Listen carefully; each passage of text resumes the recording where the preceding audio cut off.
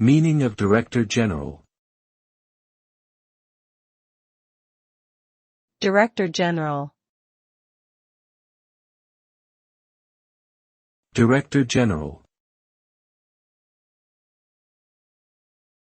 Director General.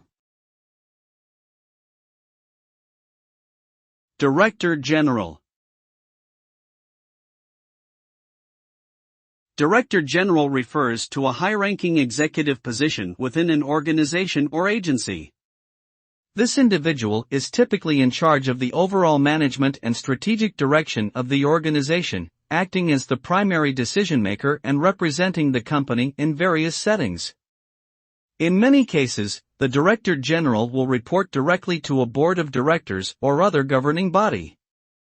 This role requires strong leadership skills, as well as experience in managing complex operations and teams.